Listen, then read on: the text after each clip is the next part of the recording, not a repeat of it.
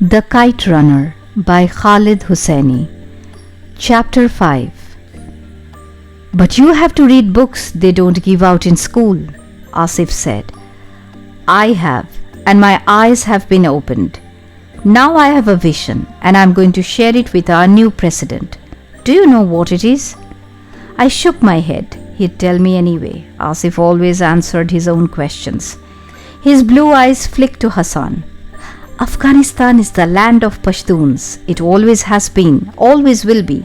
We are the true Afghans, the pure Afghans, not this flat nose here.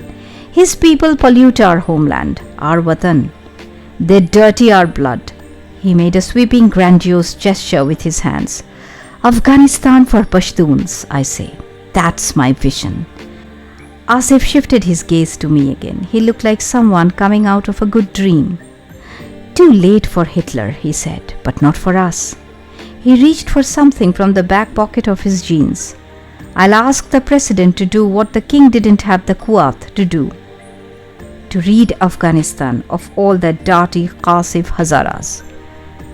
Just let us go, Asif, I said, hating the way my voice trembled. We are not bothering you. Oh, you are bothering me, Asif said, and I saw with a sinking heart what he had fished out of his pocket. Of course. His stainless steel brass knuckles sparkled in the sun. You are bothering me very much. In fact, you bother me more than this Hazara here. How can you talk to him, play with him, let him touch you? He said, his voice dripping with disgust.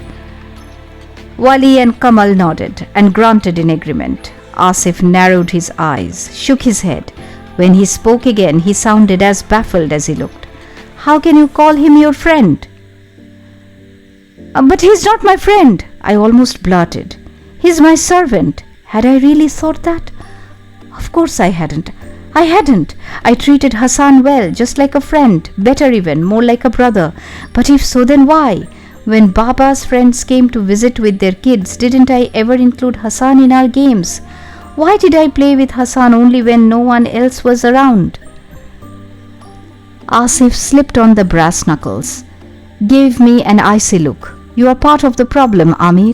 If idiots like you and your father didn't take these people in, we'd be rid of them by now. They'd all just go rot in Hazarajat, where they belong. You're a disgrace to Afghanistan. I looked in his crazy eyes and saw that he meant it. He really meant to hurt me. Asif raised his fist and came for me. There was a flurry of rapid movement behind me. Out of the corner of my eye, I saw Hassan bend down and stand up quickly. Asif's eyes flicked to something behind me and widened with surprise.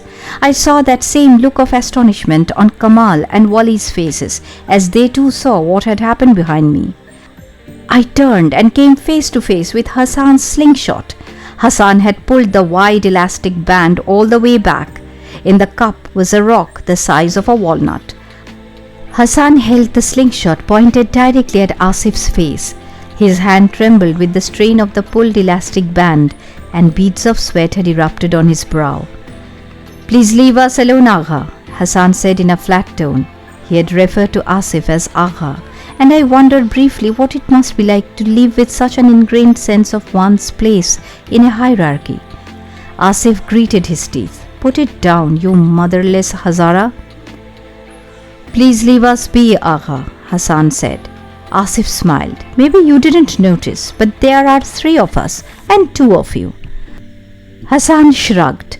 To an outsider, he didn't look scared, but Hassan's face was my earliest memory, and I knew all of its subtle nuances, knew each and every twitch and flicker that ever rippled across it, and I saw that he was scared. He was scared plenty. You are right, Agha, but perhaps you didn't notice that I am the one holding the slingshot. If you make a move, they'll have to change your nickname from Asif, the Ear Eater, to One-Eyed Asif, because I have this rock pointed at your left eye. He said this so flatly that even I had to strain to hear the fear that I knew hid under that calm voice. Asif's mouth twitched.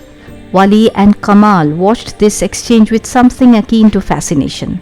Someone had challenged their god, humiliated him, and worst of all, that someone was a skinny Hazara. Asif looked from the rock to Hassan. He searched Hassan's face intently. What he found in it must have convinced him of the seriousness of Hassan's intentions, because he lowered his feast. "You should know something about me, Hazara," Asif said gravely. "I'm a very patient person. This doesn't end today, believe me." He turned to me. "This isn't the end for you either, Amir. Someday I'll make you face me one-on-one." Asif retreated a step. His disciples followed. "Your Hazara made a big mistake today, Amir," he said. They then turned round, walked away. I watched them walk down the hill and disappear behind a wall. Hassan was trying to tuck the slingshot in his waist with a pair of trembling hands. His mouth curled up into something that was supposed to be a reassuring smile. It took him 5 tries to tie the string of his trousers. Neither one of us said much of anything as we walked home in trepidation, certain that Asif and his friends would ambush us every time we turned a corner. They didn't, and that should have comforted us a little. But it didn't. Not at all.